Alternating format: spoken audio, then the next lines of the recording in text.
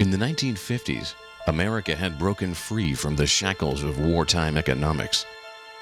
It was walking with the swagger of a nation that had the world by the tail. Scientists had harnessed nuclear energy. Jet-propelled airplanes were breaking speed records, and the race to space was on. But perhaps more than anything else, one thing melded imagination and consumerism, putting this era in perfect context. The concept car. Unlike satellites, rockets, and jet planes, these dream cars were accessible. People flocked to auto shows to see concept cars in their titanium-bodied glory. They were snapshots of how America perceived its future. They were simply out of sight, unforgettable. But what happened to them? Most were destroyed. Some just plain vanished. But amazingly, some are still here. We got this from General Motors directly, and someone at General Motors must have said, this is too cool to put through the crusher, let's give it to a museum. This car ended up in South America. It was painted a kind of a gold color. The grille was slightly changed. A couple of other details were changed, but fortunately it survived. It was deemed important enough to keep and rescue and not throw away. Reintroducing the 1956 Buick Centurion and the 1954 Plymouth Explorer.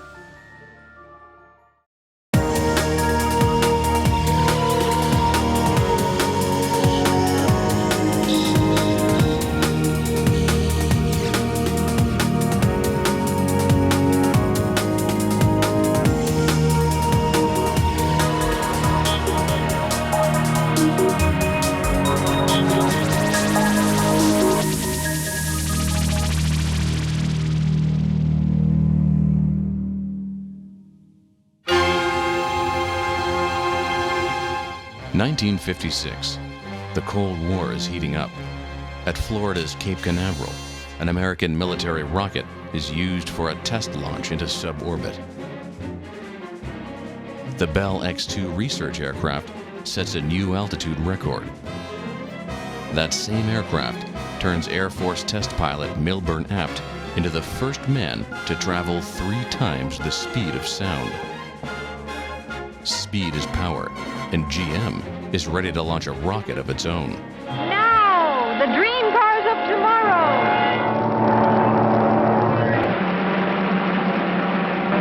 Buick presents the sleek Centurion. Driving Coat by Montesano of New York.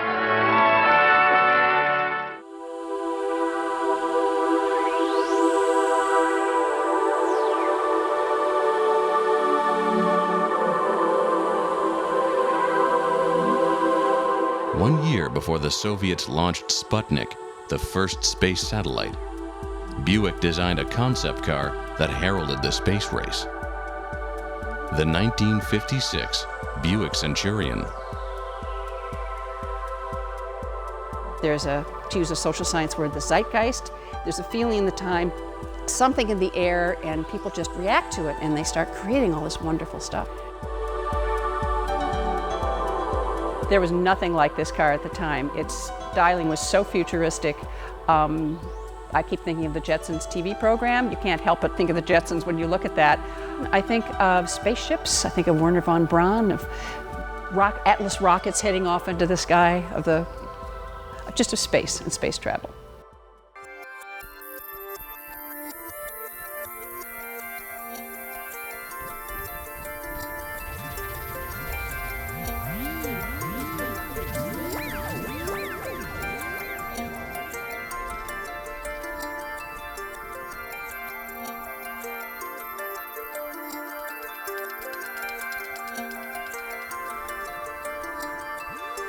This was a car to show off the very best design.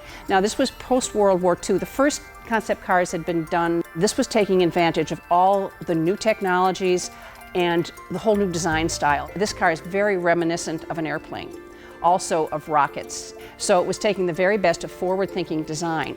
as well as, to a certain extent, technology, although it's more about a styling exercise and showing the wow factor that their designers could create.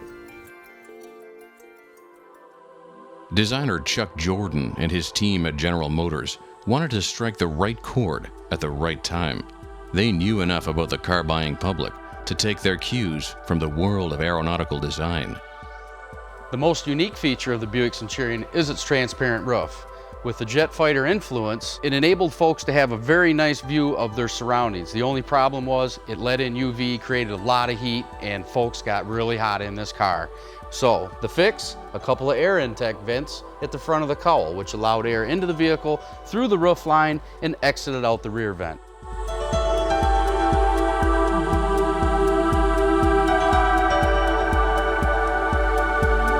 The hubcap on the Buick Centurion is also very similar on aeronautical type equipment. It's not only stylish, but yet functional. As the vehicle is rotating, it's designed to pull air into the brakes and help cool the brakes for increased stopping. Each one of these vanes is attached with a couple of fasteners, painstakingly put together each hubcap.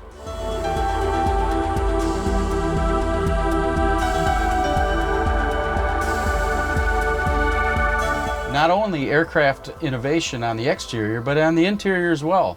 The Centurion was equipped with a unique selector for the transmission, as well as a speedometer that actually rotated rather than the needle moving, similar to what you'd see in a jet fighter.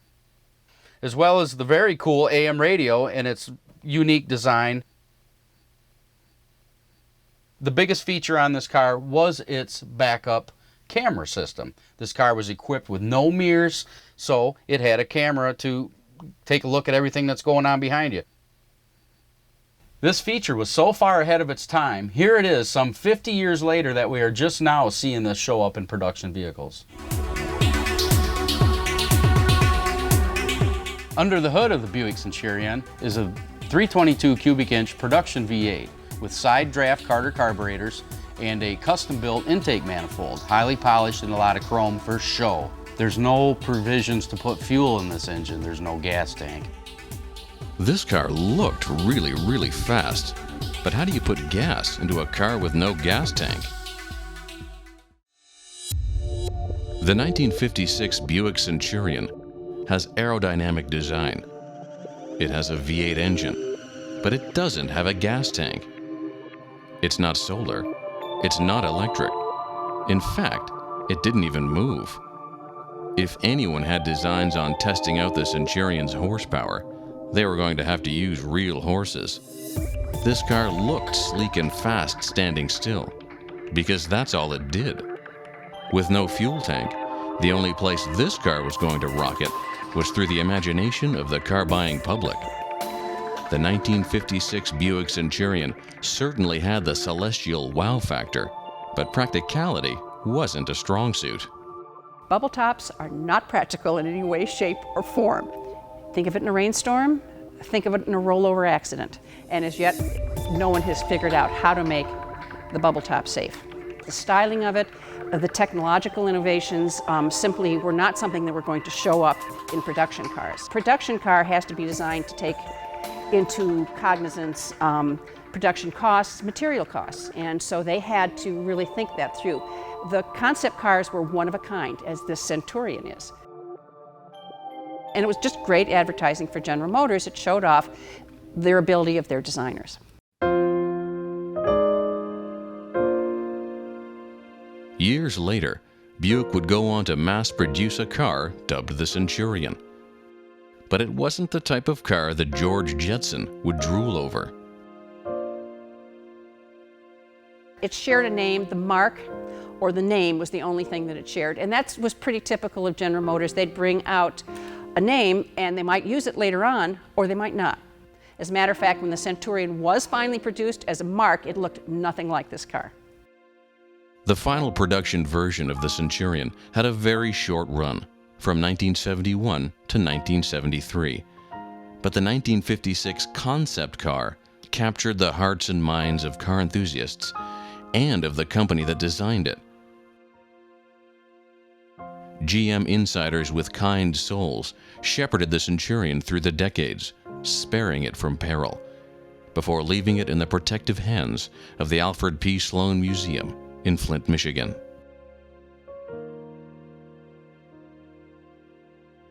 We know very little about what actually happened with this car. Many of the concept cars were just put in storage, and General Motors, as all automotive companies, are there to make money. And once this wow factor, its utility as a concept car, a dream car passed, very often they were either crushed, discarded, stuck away in warehouses. We got this from General Motors directly, and someone at General Motors must have said, this is too cool to put through the crusher, let's give it to a museum. The Centurion and all concept cars, I think, really need to be saved because they tell you so much about a particular time period, about its art, its design, what people thought was important, the technology of the time. In fact, Buick's head engineer at one time said that his business was to make today's models obsolete tomorrow. And that's essentially what these cars were doing.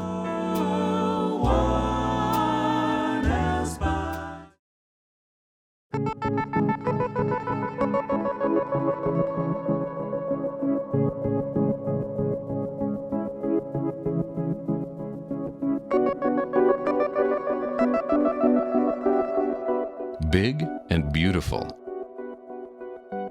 outlandish and outrageous, unimaginable and unforgettable. These are the concept cars of the mid-20th century. Love them or not, one look and it's hard to look away. But why? What makes these concept cars, above all others, so unique? It's very popular to look back at the cars of the 1950s and say, my God, they're big and they're garish, and why did we do that? But you got to put yourself in the 1950s.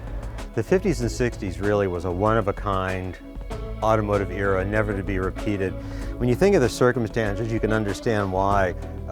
The war was over, America emerged victorious. It was after the cataclysm of the Depression and World War II, prosperity came back to America. Houses were being built, consumer goods were available. It was a time of great optimism. They'd known deprivation and sacrifice, and by God, they were going to get some reward for their sacrifice. And if it meant a big car painted turquoise and green that was 19 feet long and had tail fins, well, damn it, so what? That's what I want. I deserve it. And Americans couldn't wait for the future to get here, and cars embodied that. The future was always going to be better. The future was always going to be cooler than today. Detroit manufacturers seized upon that idea, and they started giving people little hints of the future, little ideas of what might be coming down the road. A magnificent Eldorado town car by Cadillac. When the concept cars were no longer useful to Ford, General Motors, Chrysler, I think those companies would much prefer to have seen them destroyed. They didn't want to worry about the liability. They didn't want their old concept cars getting in the wrong hands. They didn't want the hassle. They just wanted them to go away, and they wanted to move on. Oldsmobile's elegant golden rocket. Now that the years have gone by, 10, 20, 30, 40 years down the road, I think the manufacturers feel a little bit flattered and a little bit honored that people pay such high esteem to their cars. Anxious collectors are out there looking for them, to restore them to their original glory. I think it's important to preserve cars and let people see them so they can understand where they've been, and understanding where you've been can help a whole lot in understanding where you're going.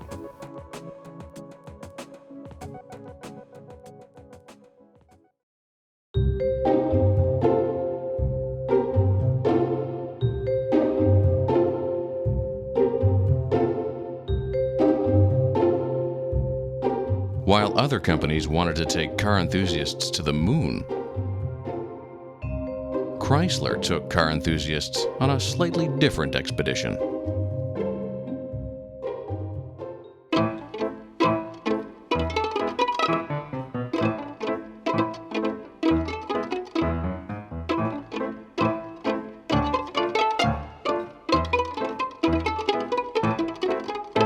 Plymouth Plymouth was considered a stodgy car in the day, and Plymouth really needed something to sex up their line.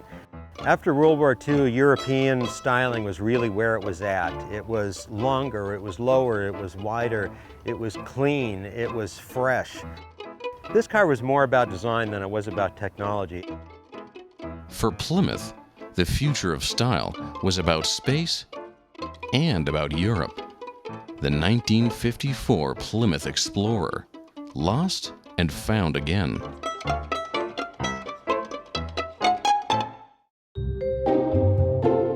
(1954). In America, trends are changing. Jet planes and the space race are capturing the imagination of the nation. The golden era of concept cars has arrived. Tail fins are huge and rocket ship inspired. Engine technology turns turbine. While the rest of Detroit looks to the stars for inspiration, Chrysler looks across the pond.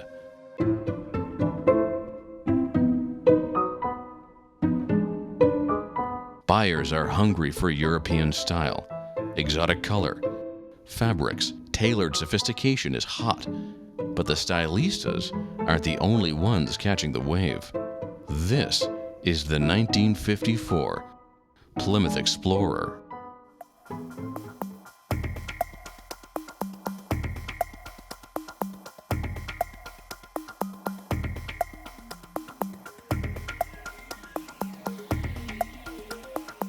This car was designed so that Chrysler's Plymouth division can show it at auto shows and attract attention to the rest of their line. Today we call them concept cars, but back then they called them dream cars. And just about every major American manufacturer would build these kinds of vehicles.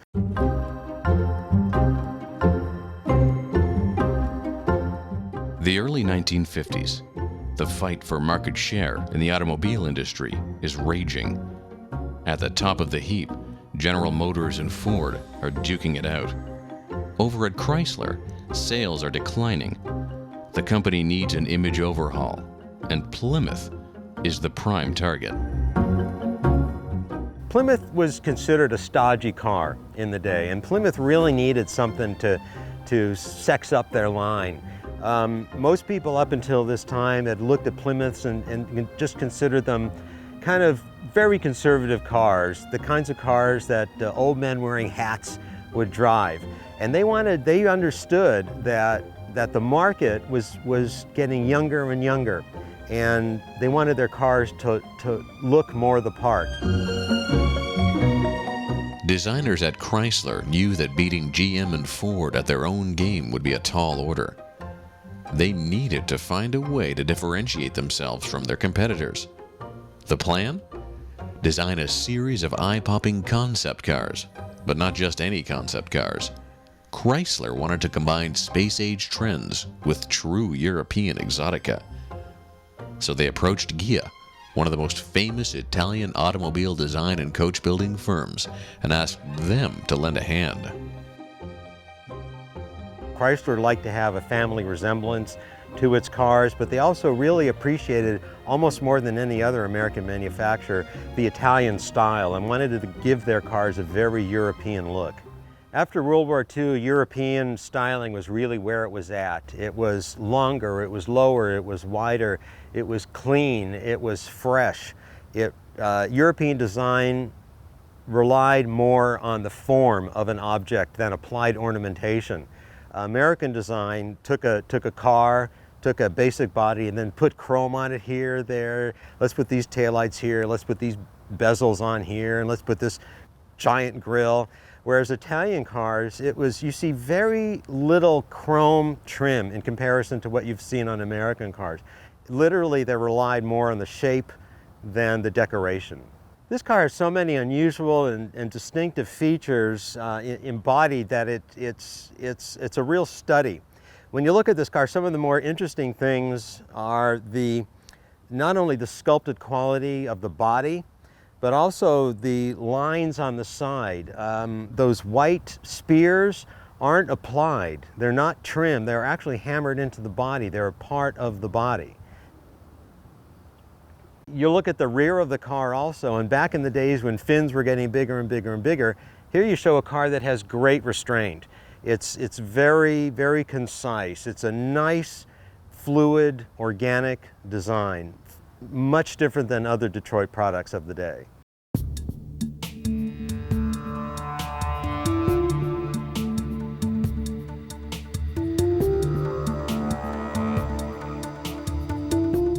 In an era of turbine engine experimentation and technical revelations, the 1954 Plymouth Explorer was different.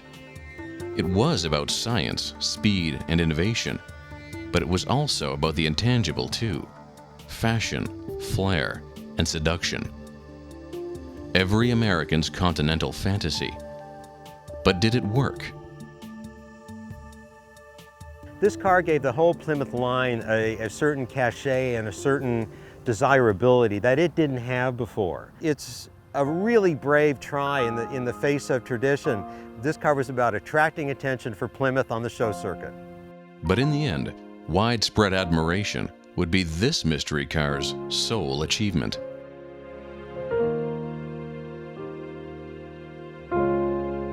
This car was not mass-produced. It was never meant to be mass-produced. It was only meant to look good on the auto show circuit for 1 or 2 years at the most, attract all kinds of attention to Plymouth, and then move on. But this car, in its day, nothing was newer than that car. A year later, nothing was older. But there's a lot of things on here that just, because of how this car was built and because of the nature of a one-of-a-kind car, could not have made it onto production cars. There are some lines on this car that you could only achieve by hand hammering in one person at a time individually that you can't get on a big body press in Detroit. The 1950s drew to a close. The Plymouth Explorer had exhausted the show circuit. This beautiful concept car was almost lost to the obscurity of private ownership. Fortunately, it was saved from this fate. It's now under the care of the Peterson Automotive Museum in Los Angeles, California.